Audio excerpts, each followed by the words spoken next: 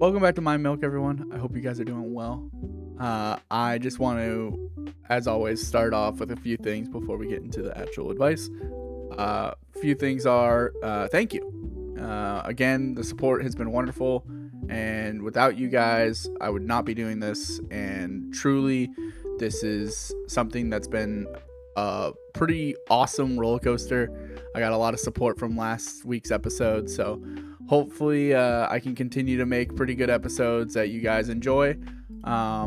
As far as things changing, I think I like where it's at right now. Right now, I think the dynamic of 15 to maybe 30-minute episodes is pretty good.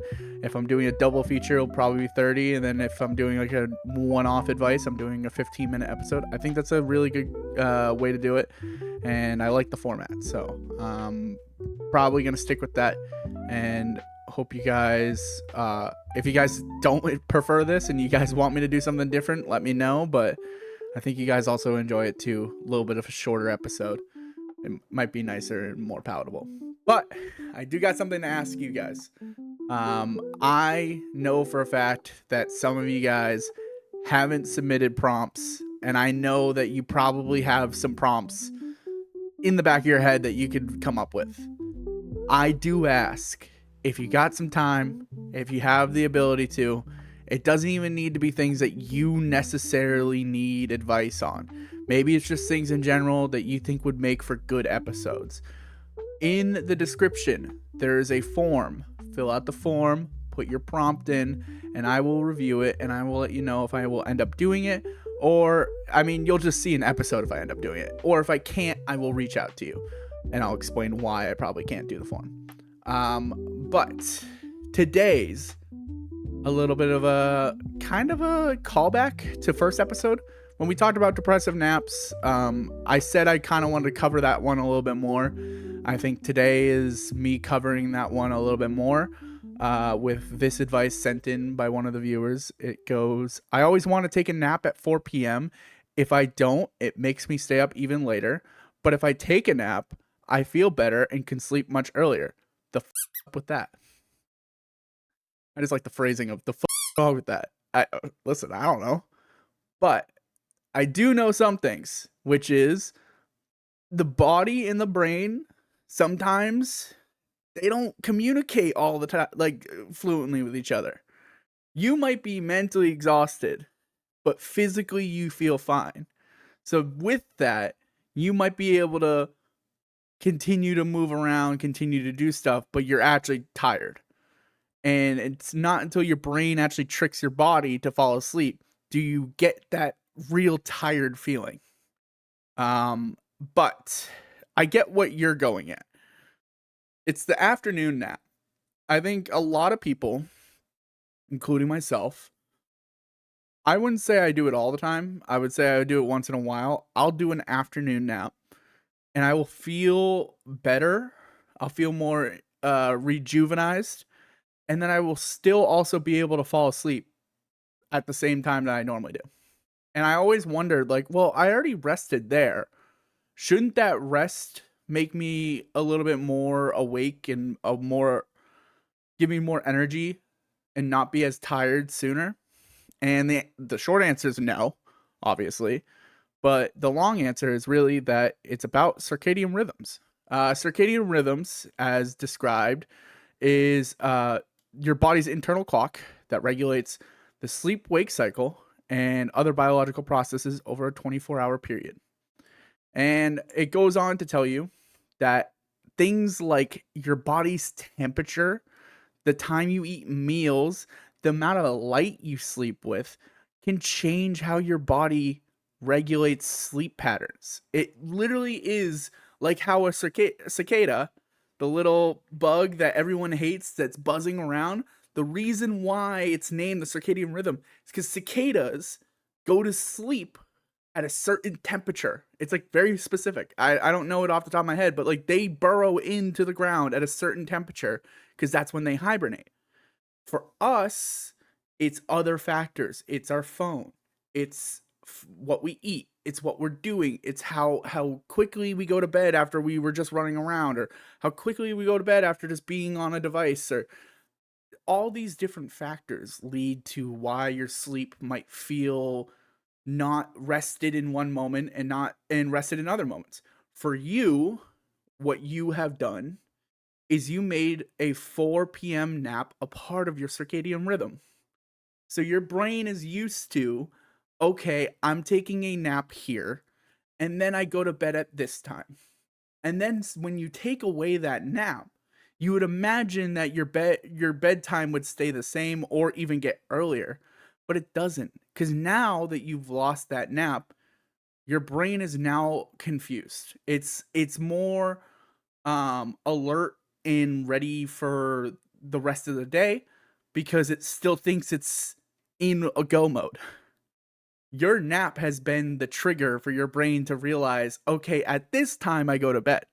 So it's a good thing that you are taking a nap because it means that you're getting your rest in some way, but it's also, yeah, kind of a bad thing because now your brain is in a rhythm of that nap is important. And if you don't take that nap, I'm going to I'm going to mess stuff up for you sleep-wise. So, some simple advice, I would say build yourself a new rhythm. I would say change some things about your sleep pattern to hopefully boost a new pattern of rest and a new pattern of going to bed at a decent time. Fall victim to this of staying up too late. Recently, I quit caffeine. I think that's going to end up helping me in the long run falling asleep earlier. I don't drink caffeine in the afternoon. All my caffeine consumption's in the morning, and then by the afternoon I'm done.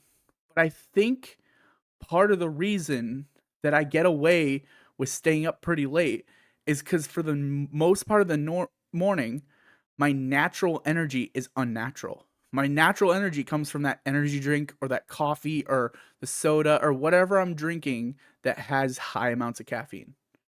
So, my suggestion to you is find that.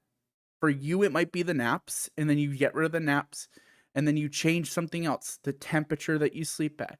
Maybe you sleep with 2 blankets, sleep with 1 blanket. Maybe you sleep with a pillow, get a new pillow. Do things to change your sleep pattern, and you'll start to notice that your sleep will actually start to benefit. It will start to get better. It will feel different, which is a good thing. I think we get too comfortable with rhythms and patterns and doing the same thing over and over again. So when you do the smallest changes, it could fuck up the whole pattern. So I say, and I recommend, I always mess up this nip it in the bud, I think it is. I always say nip it in the butt, and then I got corrected, and I think I got corrected to say it's nip it in the bud. It's like a flower terminology. I'll correct myself in the editor thing. And if I was right, give me a trophy. Um, but things like when you want to go take that nap and you're trying to fix your rhythm so you don't end up taking that nap. I don't think the nap is a bad thing, by the way. I want to say this. I recommend you taking a power nap instead of a longer nap. I don't know how long you didn't specify how long your naps are. I'm assuming you're taking like a half hour half hour to an hour long nap. Try shortening. 20-minute naps is what the military use, and they're considered powered naps, and they sit in like a weird sleep pattern. Like they like kind of I think they sleep with their like legs kind of rested up because it's apparently it boosts production of like REM in even a nap sense. I'm gonna post the article somewhere that you could look it up. Fact check me on that. I read that a while ago. I do that when I'm taking like a power nap. What I'll do is I'll go and crash on my couch and I'll put my legs up on like the armrest of the couch, and then my body will sink into the couch. So that way my legs are actually higher than my heart, and I will only nap for 20 minutes. Maybe 30 if I'm stretching it. But the 20-minute naps work. I feel very rested and I feel rejuvenated and I'm ready to attack the rest of the day. I do recommend at least trying to take a nap earlier in the afternoon, but if you do take it in the evening, 4 isn't actually that bad. But um try if you want to prevent yourself from napping, if you want to get rid of that habit and try and fix your circadian rhythm, try being around bright light when you want to stay awake. Moving around, exercise always helps try and stay awake. You know what I found out? Hydration. Drinking a lot of water keeps you awake. Naturally, your body, when your body is hydrated, you're less likely to want to take naps. And it's not like you're dehydrated if you're taking naps. That don't jump to that conclusion. But everyone should be drinking water anyways. So maybe just try being more hydrated. Maybe the feeling of naps will start to go away a little bit more. Um, Doing activities like watching a show, listening to music, playing games, going and drawing, or just doing something that can get your brain stimulated so that way you're not thinking about napping can help prevent that feeling of needing to crash. And yeah, like obviously what I said previously, it's all about your schedule. It's all about the rhythm. Circadian rhythm is a big thing. There's a lot of studies about it. I recommend just kind of doing a little bit of a deep dive, learning about your own circadian rhythm, learning about what do I do every single day that leads to me wanting to fall asleep, wanting to take a nap. Do I like warm weather? Do I like cold weather? Do I prefer to be in a like a noisier setting or a quieter setting? Do I like a lot of light? Do I like a little light? You got to just kind of juggle those until you realize what's your preferred settings and everything. What's your preferred, you know, atmosphere. So I think that's going to be kind of rough around the advice that I have for you. Again, not a doctor. If it happens too often and you think it is a concern, I don't necessarily think that's a concern. I think taking a nap and then getting tired a little bit later is not that big of a concern. It does, it is a little inconvenient to nap because sometimes you want to be able to get stuff done and then you're like, no, I want to nap. And it sounds like what everyone struggles with sleep, you're staying up too late, which that I can't I can't help with because I'm the worst. I'm the worst candidate for this job. I literally I stay up like 1 a.m., 2 a.m. every single night. I'm honestly as guilty as sin when it comes to that, and probably shouldn't be giving advice on sleep as much as I already have in this series, but I do understand what causes me not to sleep. I do understand what I should be doing to sleep. I just don't do it myself. So I got to apply some of this advice to myself. That's another thing. I mean, just sometimes when I watch these advice shows back, I start to listen to myself. The reason why I quit caffeine is because we were talking about in the first episode, depressive naps. We were talking about changing things up. We were talking about, you know, putting yourself in better scenarios, finding better friends, doing things that can better yourself. And I thought in that moment, what could be good for me is to get rid of bad habits, which included like nicotine and caffeine and all the fun stuff that young adults my age do. And I can't do it anymore. I gotta stop it now before it becomes too much and I'm too controlled by it. I will say caffeine I've never understood until now how important it is because being off caffeine for a bit, you feel it. So I'm going to leave on that note. I hope you guys enjoyed that advice. I hope you guys got something from it.